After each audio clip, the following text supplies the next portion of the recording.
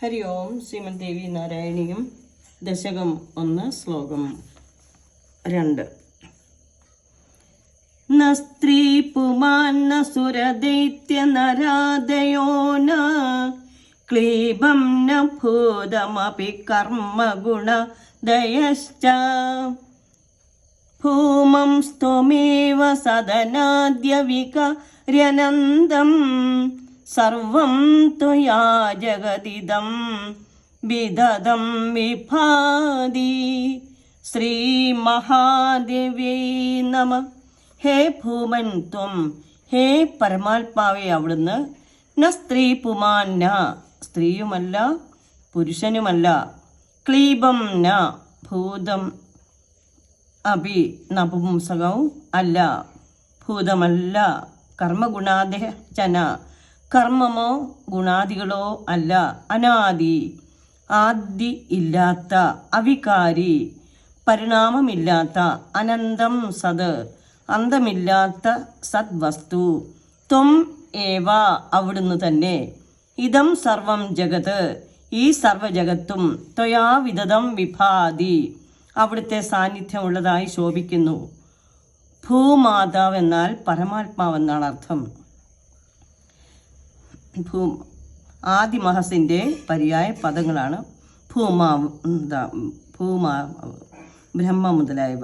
ഭൂമാവ് എന്താണെന്നോ എങ്ങനെയുള്ളതാണെന്നോ പറയുവാൻ ആർക്കും സാധ്യമല്ല. പക്ഷേ എന്തല്ല എങ്ങനെയുള്ളതല്ല എന്ന് പറയാൻ സാധിക്കും. ഇതാണ് വേദാന്ത ശാസ്ത്ര പ്രസിദ്ധമായ നേതി നേതി എന്ന മാർഗം. ദൃശ്യമായ ഈ ജഗത്തിൽ പ്രമേയത്വേന വരുന്ന എല്ലാത്തിനെയും നിഷേധിച്ചു കഴിഞ്ഞാൽ നിഷേധിക്കാനാവാതെ അപ്രമേയമായ ഒന്നും അവശേഷിക്കാതിരിക്കില്ല. അനിഷേധ്യവും അപ്രമേയവുമായ ഒരു സദ്വസ്തുവിൻ്റെ സാന്നിധ്യം ഉണ്ടെങ്കിലേ ഇതരങ്ങളുടെ നിഷേധത്തിന് പ്രസക്തിയുള്ളൂ. ഓരോന്നിനെയും ചൂണ്ടി ബ്രഹ്മം ഇതാണോ എന്ന് ചോദിച്ചാൽ വേദാന്ത ഉത്തരം നൽകും.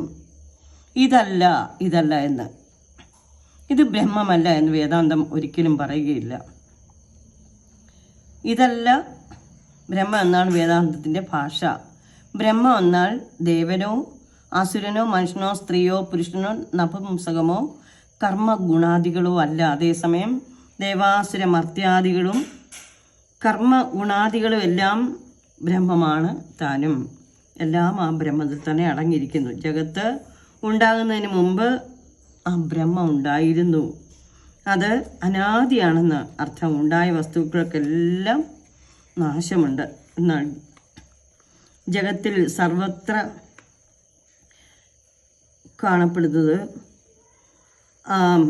ചൈതന്യമാണ്. അതിന് ക്ഷയവും നാശവുമില്ല. ജഗത്തിൽ ഇതെല്ലാം വ്യാപിച്ചു കിടക്കുന്നു. അതാണ് ജഗത്ത്. ആ സർവജഗത്തിൻ്റെ കാരണഭൂതയാണമ്മ. ഇതിൻ്റെ സാന്നിധ്യമില്ലാത്ത ഒന്നും ജഗത്തിൽ ഇല്ല തന്നെ. ജഗത്ത് ഇതിനാൽ ആവരണം ചെയ്യപ്പെട്ടിരിക്കുന്നു. ഈശാവാസ്യോപനിഷത്ത് ഇതിനെക്കുറിച്ച് ഇങ്ങനെ പറയുന്നു. ഈശാവാസ്യമിതം സർവം ന കിഞ്ചിത് അവശിഷ്യതേ.